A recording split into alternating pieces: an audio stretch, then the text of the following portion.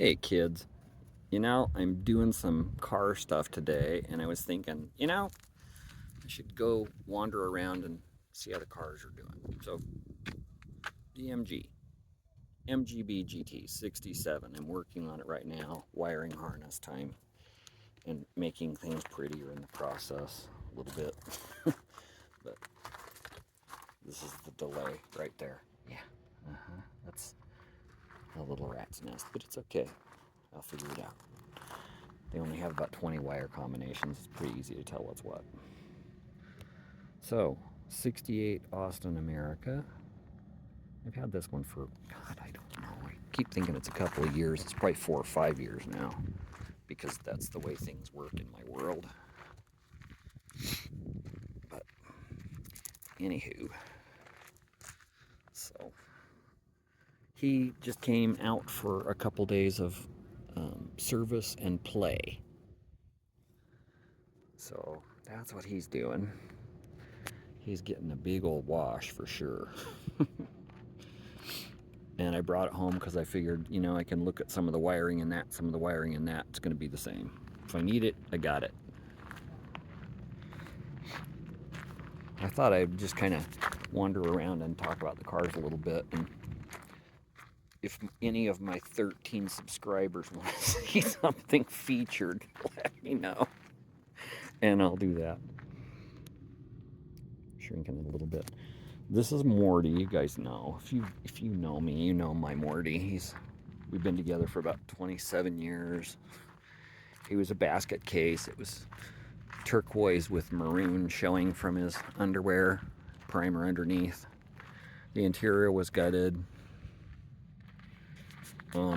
So, it says me. Of course, right now it's messy, but I have the original steering wheel, and I'm going to get it remade, redipped, whatever they call it, in ivory. But yeah, I know it's not right, but I'm still going to do it because it's California. It's 120 degrees here. But this one is out of the Austin America parts car, and it works fine for now.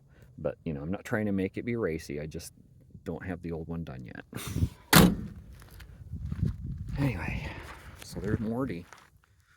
He's a 1958. Great little car. Love that thing. Now, it's got an earlier trunk badge on it. That's off a Series 2, I believe. And it typically has a reflector in there, but I put a red LED in there and hooked it up to flash when I put on the brakes so people can see me, because those lights are tiny and I hate the later ones. So it's the best of a bad situation. Anyway, so there's that. What else is here? There's the Acura. We're getting into the new car era now. 2006 Acura RL. It's a nice old car. It has a battery tender on it and it's dirty. 73 Chrysler Imperial. The largest car made that year. The longest car. But I think it kind of cheated a little bit because, see. Anyway. He has groovy hideaway headlights. I think that car looks a little bit sinister, which I like. It's pretty cool. But I was thinking the other day, so that car's claim to fame is it is the biggest car from 1973, and it is large and in charge. Nobody can deny that. So that's its claim to fame. The Acura is a 300 horsepower, all-wheel drive, all-wheel steering sedan that just burns up pavement, and you can drive it like a Formula One car on the curves. It's fun. And that's kind of its claim to fame.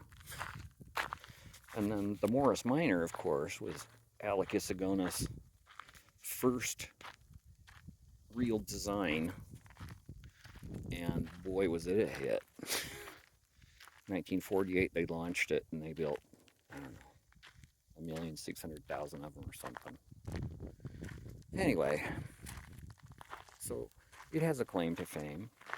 And then there's the Austin America, another Isoconus creation, and it has hydroelastic suspension on it, and it has a sideways mounted 4-cylinder engine with an automatic transmission underneath it. It is the transmission is the sump, and it shares engine oil with the engine. They drive great when they drive. The 4-speed transmission, think about all the crap your engine's making and then you run it through the transmission too. Seems like a bad idea.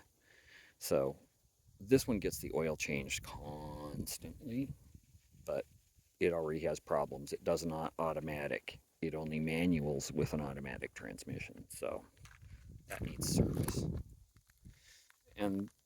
But they sold these everywhere. They sold them in 6 name brand variants, and they sold 2 million something of them. They were everywhere. From everything I hear, they weren't everywhere over here, but I did see a few when I was growing up. I love the automatic because the automatics in these shift like one of the new sequential boxes. It's like, bam! It's just right into second, right into third. It's very cool. So I like the way they are. I just wish they were more long-lived. So 67 MGB GT. I think the MGB came out in 1962, the Roadster. And they kept trying to make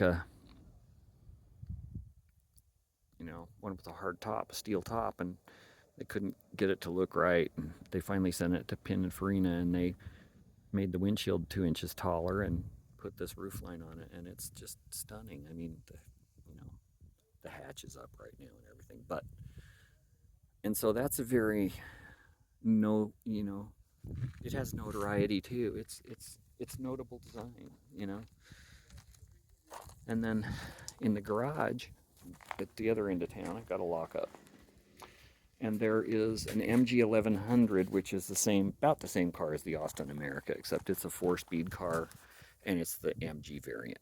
So that one is currently naked. It's metal. So hoping to get some primer on that one pretty soon and get going on it. So yeah, kind of another significant design, pretty much like the America, but it was the MG variant, and that was a big deal when the MG variant came out. So there's that. And then there is a 1967 Saab 96 over there also, which I bought a few years ago from my little bro who was having financial hardships and needed to get rid of it. And it had been sitting for years, and so now it's been sitting for a few more, but at least it's undercover now. And I've got all the stuff to do the interior and get it running and stuff. It's just basically a matter of time.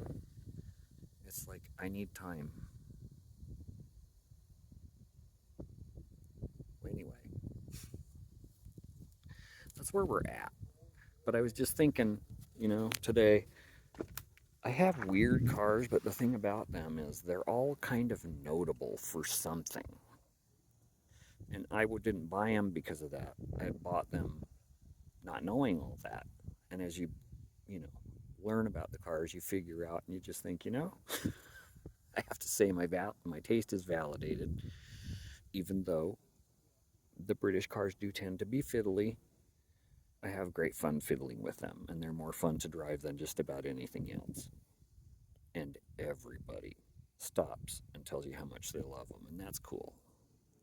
When you can make people happy these days, if you can make people smile just by driving down the road, why wouldn't you want to do that? That's the way I look at it. Somebody's going to see them smiling maybe, and maybe they'll smile too. I don't know. All I know is we need a lot more fucking smiling in the world right now. And with all that said, I'll talk to you soon. Hopefully, you will see me in another video soon.